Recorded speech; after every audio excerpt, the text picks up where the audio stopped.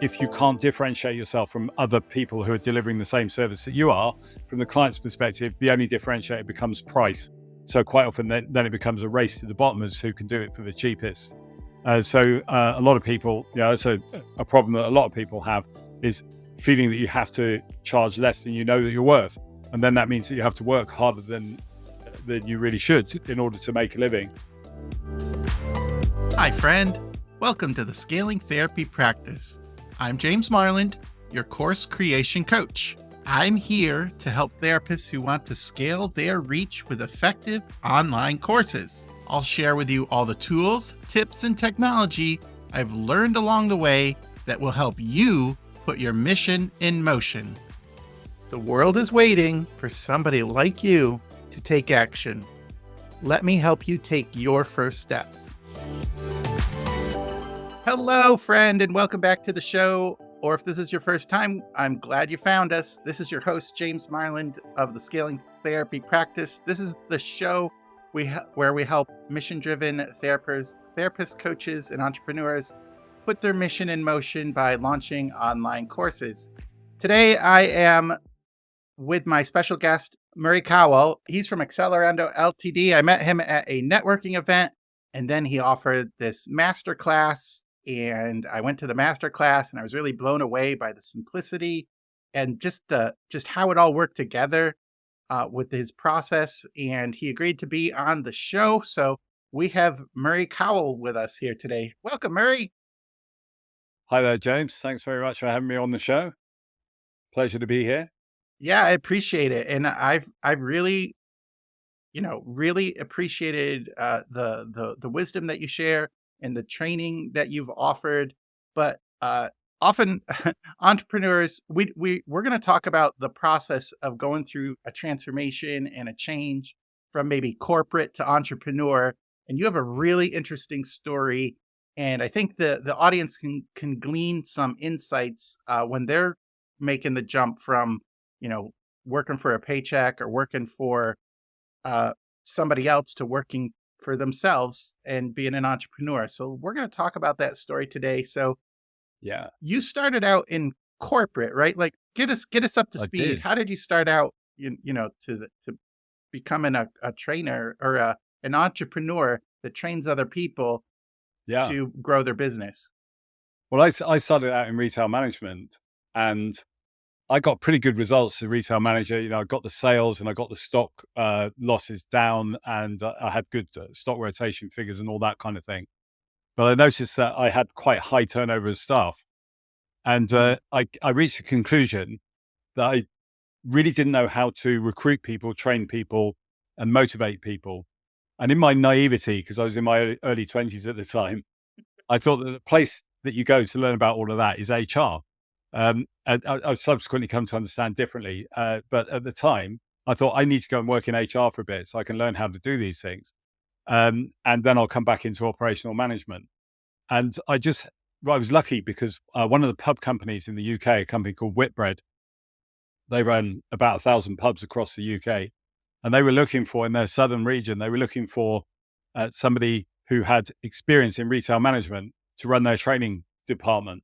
And so I had that kind of lucky, there's me in retail looking for a job in HR and learning development, and they were looking for somebody in retail management, and it was a match made in heaven. So that was my first L&D job. And then I moved into various other HR roles, and I stayed in HR for 11 years. Never did go back to operational management. So that's how I really got involved in learning and development and then in HR. And I worked for 5 different corporations and ended up as senior employee relations advisor at IBM. So very corporate, extremely corporate environment. And it was while I was there that I was on a training course, and the guy who was running the training course asked me to start running training courses with him. And then I left IBM, and that was my first. So I was subcontracting to this other training company. So that's how I got involved in being a self-employed trainer. Great. And how long did you do that for? Well, that was 1998, and I've been in the training industry ever since. Okay. apart from, I got a little bit bored with it in the mid 2000s. And so I founded an internet marketing agency, which then morphed into an email marketing agency in 2008. And I ran that for 10 years alongside the training work that I was doing. So I was doing both. So I had this email marketing agency and I was also doing some freelance training work as well. So was it like an opportunity, or do you think you're an entrepreneur at heart, or was it just too good to pass up? Like, why you, it seems like you were spread into several different Yeah, directions. into What two was quite that? different businesses altogether, really. And I think really my intention at the time was to stop training and to run this email marketing business. But I kept getting requests to do the training work, and I had the time available, and I didn't mind doing it. So and that's how I ended up doing the two things at once. But it's not something that I would recommend because it really does split your attention into different ways. And one of the things, on the topic that we're here to talk about, which is making that change from being in a corporate job or an employed job into self-employment, that one of the things that it took me quite a long time to realize is how important it is to focus on just doing one thing and doing that one thing really well. I think that's difficult. Why was it difficult for you to, or how did you come to that realization? And maybe why do you think it's difficult for people, entrepreneurs or creative types to just focus on one thing? Well, the reason why I think it's difficult is because part of the entrepreneurial mindset is the ability to spawn good ideas Right. and then act on them. And so we have a stronger tendency than most to have the kind of shiny object syndrome where we're always coming up with great ideas and wanting to pursue these good ideas. And so I struggle with it even today. It's like a constant battle against wanting to Mm-hmm. do something new. And sometimes if a little bit of boredom creeps in, because there is an element of being an entrepreneur, that means that you're just doing the same grind over and over and over again, particularly when you're trying to get something started. It's Yeah. quite a lot of repetition. Yeah. I've heard great businesses are boring because they're not falling apart or flaming out. They're just, the machine is working and running, and you just make sure you're, greasing the wheels and doing the same thing over Yeah, and over yeah. again. And that is really difficult. Like today, I have in my schedule, watch this new, I'm trying to learn, it's a masterclass on joint venture partners, Oh and yeah. I have it in my schedule, but it's not part of my goals, man. It's not part of what I need to do for the next 3 months. I just want to learn it. I'm just like, oh, this is like an opportunity to like get some training on working with other people. And I know 6 months from now, I'm going to be doing this, and I gotta get it in. And it's like that shiny object syndrome. Working on too Yeah, much is it's bad. yeah, yeah. And actually, I think it's okay to do a little bit of that sort of thing, but to do it with real conscious awareness, to know that you Mm, are deliberately choosing to do something that isn't part of your immediate priorities, isn't one of your immediate priorities. I think it becomes a problem when you're not aware that that's what's happening. And and also part of the reason for this, I see this a lot actually with the people that I work with, because I help trainers, corporate trainers, to escape feast and famine cycles by finding more clients and raising their rates and reducing their hours of work, and sometimes all three of those things at the same time. And I see it a lot, is that quite often people are subcontracting. In the UK, we call it associate work. So they're working as associates in somebody else's business. And that's often quite appealing because the work comes relatively easily. You don't have to get involved in the sales and the marketing of the business. You just turn up, do the dog and pony show, go home at the end of the day and get paid. But what you get paid is probably a third to a half of what you yeah. could make if you were servicing your own direct clients. So a lot of them are doing that because they think that the work is easier to come by, but they'd really rather be doing something else. And so quite often they carry on doing the associate work when they're trying to build their own training business. But then because the associate work isn't paid as well, they have to do a lot of it. A lot more. Yeah. Yeah, a lot more of it. And then that means that they've got a reduced amount of time to spend on building their own business. Is it true? And the corporate is probably not paying any less, whether you're working for an associate or whether you're working for yourself. They just got their budget and they're gonna pay for the training, right? Is Yeah, that well, up to a point. I think to if a point? there is, if you're running a training business and you've got a team of people around you, then that gives a sense of reassurance to corporates because you're not dependent on one person. If that person Right. falls ill or something like that, you can draft somebody else in. And there's also the reassurance of knowing that there is maybe an admin team. So you've got a single point of contact. Whereas if you're working with a single freelancer, that person might be in the training room when you want to get hold of them, for example. Mm, So there are some that makes differences sense. between employing solo freelancers or hiring solo freelancers and hiring a training business. So, yeah, did you have something you wanted to say on that? Well, yeah. So it comes with a bit of a premium, Mm, but for sure, what a solo freelancer can charge is likely to be 2 to 3 times what they'd be getting paid as an yeah, associate for the same work. yeah, Yeah, yeah. So that sort of like breaks the cycle of having to get so many gigs or so many associate jobs or yeah, contracts, because if you're earning 2 to 3 times more, you have to have 2 to 3 times less to earn the same, less clients to earn the same amount of money. So that makes yeah, sense. exactly. And then So that frees up the time to market the business properly. so we'll talk about that in a little bit, but you had a middle to your story before you got to here with Yeah, some bumps and bruises along the way. And I think that is kind of common for many of entrepreneurs like us, where there's this messy middle. Uh, and you said I really wanted to zone in on that a little bit because I think that's very common, and and if we're not ready for it, it can be very discouraging. But can you talk about like some of those struggles that you went through? yeah, sure. So, I set up the marketing business in 2008. I think it was 3 months to the day before Lehman Brothers declared bankruptcy. Oh no. So, so it wasn't a great time to be starting a business, and it didn't take off in the way that I had expected it to.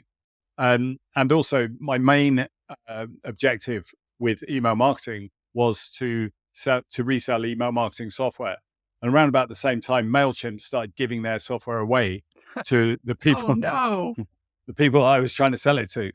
So that was quite an interesting challenge because um, my focus was in the wrong place because actually I was focusing on selling the software. What I started to notice is that when I spoke to small business owners, which is really my target market, small and medium sized businesses, when I spoke to them, nobody ever said, "I know exactly what I'm doing. I just need to choose which type of software I'm going to use."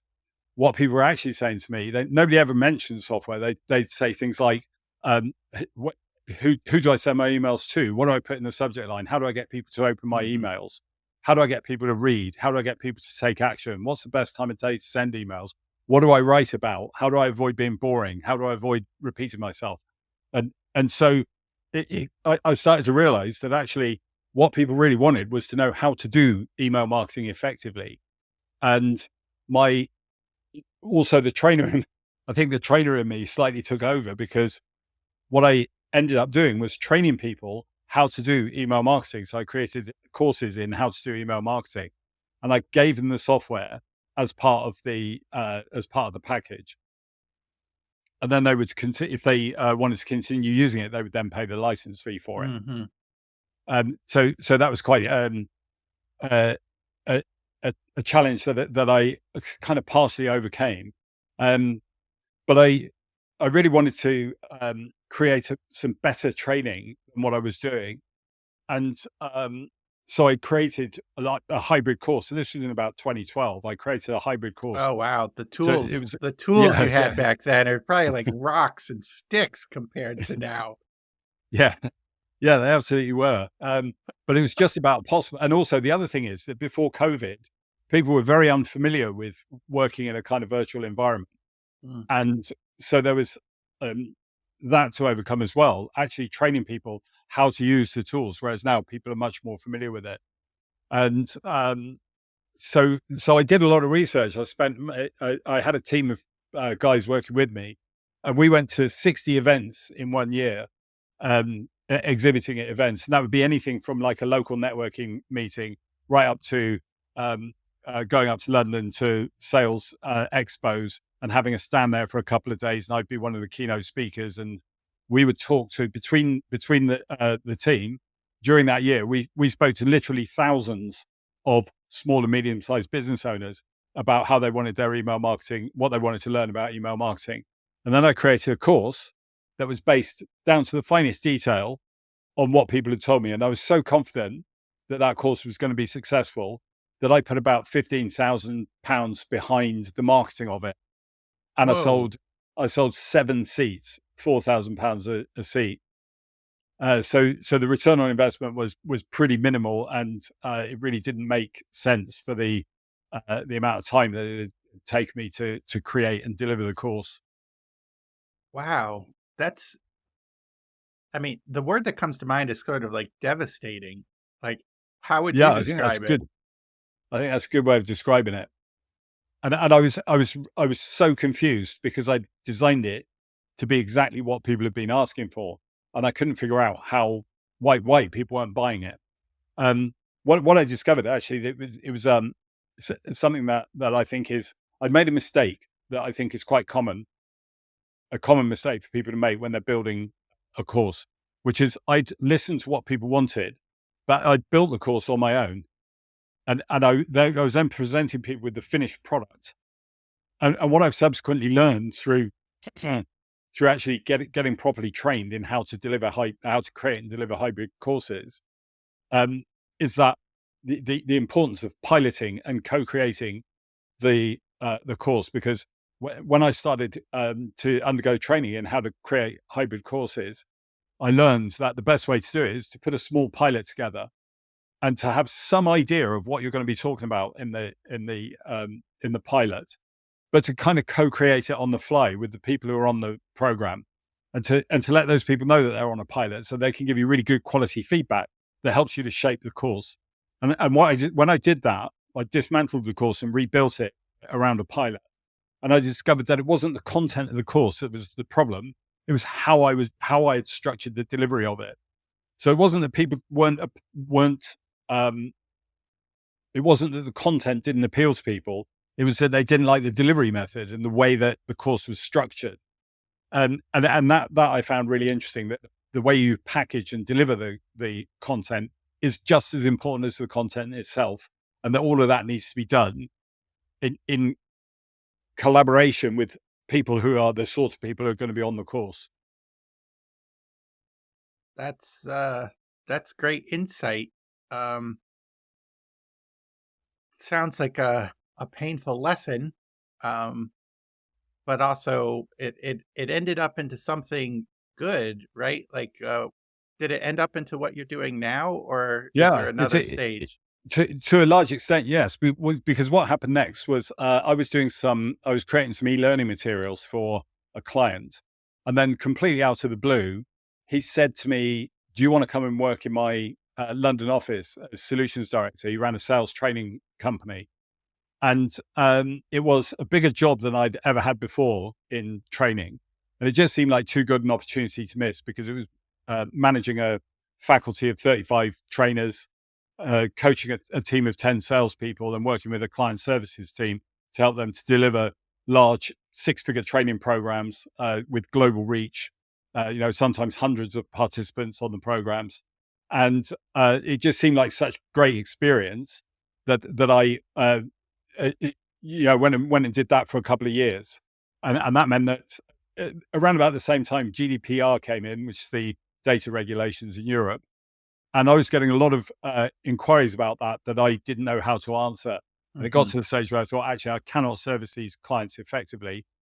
So I exited the business and passed them over to other providers, so that I could focus on the job. And it's another example of trying to do two that just Hmm. doesn't work, trying to do two things at once. So I did that job for a couple of years, and then when that came to an end, because the owner of the company went back to Australia. He was an Australian guy, and we restructured the company so that it was all done on an outsourced basis rather than having a fixed team in the UK. That I started working with him and with a few other people in partnership to help trainers to grow and scale and to make the transition from being a single freelancer to running a training business. And I was working with people one-to-one to do that. But I realized that there were a lot of other trainers, smaller trainers, individual solo trainers, who are also short of clients. They're routinely undercharging. I think nearly every trainer that I meet isn't charging enough money. That I wanted to be of service to those people as well. And so I created a new course, which I piloted in 2023, but I drew on the work that I'd done previously because it's still a marketing. And so I took all the marketing elements from the previous course that I'd created and brought them into the program that I deliver now, which is showing trainers how to market themselves as a training business and how to attract premium clients, how to differentiate themselves from all the other trainers, because we're in a hyper-connected world. Our clients are connected to more people than ever before in human history, and they've got more information at their fingertips than they've ever had before. So they're faced with a bewildering choice of who they can hire onto programs. And from their perspective, a lot of trainers look very similar. Even when they're saying what's different about them, they all tend to say the same kind of things. So I show them how to genuinely differentiate themselves by focusing on a specific niche and becoming an expert in delivering a specific service to a specific niche, and how that enables them then to raise their rates as well. Yeah, and you go over that framework in your masterclass, right? That's right. Yes. So I've got. Can you talk a little bit about that and who that masterclass is for? Yeah, so that's the Training Business Revolution Masterclass, and that is for any corporate trainers. It can also be relevant for coaches and consultants and all kinds of facilitators, because we're all facing very similar kind of challenges in terms of getting in front of the right people and as a course creator and a cohort and like consultant type person. I was like, oh, this is a framework that I could use definitely in my business. So sorry for interrupting, but yeah, it's for anybody who is struggling with the problems that you were talking about. Yes. Yeah. And what's especially the case in the training world is what we were talking about earlier, which is doing a lot of associate work, but it also happens to other people. You end up doing a lot of low paid work because, part of the problem is differentiation, because if you can't differentiate yourself from other people who are delivering the same service that you are, from the client's perspective, the only differentiator becomes price. So quite often then it becomes a race to the bottom as who can do it for the cheapest. So a lot of people, it's a problem that a lot of people have, is feeling that you have to charge less than you know that you're worth. And then that means that you have to work harder than you really should in order to make a living. And so I describe that as a hamster wheel that you get on, where it feels like you're running to keep up and not really making any progress at all. And the masterclass is really about how to move from that situation to what I call the success cycle, which is where the opposite of that is happening, that you've got enough leads coming in, you've got that you're getting well-paid work with the right kind of clients. So you're not having to spend so much time finding new business. And that gives you the time to market your business properly and work on new products and work on your own development. And then that's a virtuous cycle that just continues and continues. And so the masterclass shows you how to accomplish that, because that makes perfect sense to everybody that I've ever shown it to. Mm-hmm. And always the next question is, but how do you move from that situation to that situation? And so that's what the masterclass is all about. It's about showing you what are the strategies that you need to put into place and how to put those strategies in place that will move you from an endless cycle of low paid work to working with the best possible clients for your business. Yeah, that's beautiful. And I think for many of the therapists here, one of their struggles is they do insurance work. So insurance pays a set amount. So now they have to do more and more to make more sessions to make the same amount of money. And then they have to, it's just a hamster. It's a slightly different hamster wheel, but it's the hamster wheel. But it's a hamster wheel nonetheless. Yeah, getting paid too less for all the investment and experience they put into their craft. Yeah. It's very valuable. So yeah, I recommend people take a look at that masterclass. They can find that on your webpage, or where can people find you, find more about you, Murray? Well, there's the main website, which is accelerando.co.uk. And I also run a free club for trainers and coaches, consultants and facilitators. And that can be found at the URL www.clientfind, all one word, .club. So clientfind.club. You'll see a page there that explains what the Client Find Club is all about and what the benefits are of membership. And you can sign up and join for free on that page as well. Great. Yeah, I'll definitely put both of those in the show notes. Show notes, yeah. Yeah, and people will find that on my webpage or in the show notes for the podcast. Murray, Thank you. but before we go, I want to give you a time to like wrap up, but also your background is awesome. What do you use for your background? Oh, I use a piece of software called Prism Studio. Okay. It's free, free to use. And what I like about it is that it picks up your camera and it allows you to put the background in, and then it outputs that as a virtual camera, which you can then use in any system. So you can use it in Squadcast that we're using at the moment. You can use it in Zoom, Teams, Butter, any system. So Wow. it gives you really good control over the backgrounds, and you can put video backgrounds in if you want to, and all sorts of things. So it's very easy. You're just changing the background, click of a mouse. Yeah, that's great. I was impressed when you joined. I meant to mention it at the beginning as a warm up, but I forgot. But yeah, that's I'll put that in the show notes too. I think your background is fantastic, and then it keeps you from you don't have to learn all the other programs and how they do the background. You just change your own background and Yeah, that's right. Yeah, have it set and up it for saves yourself. fiddling around in the settings on a particular piece of software because you've already got it pre-configured before you join the call. You don't show up as a cat or somebody with a hat or like some crazy background. You can do it yourself.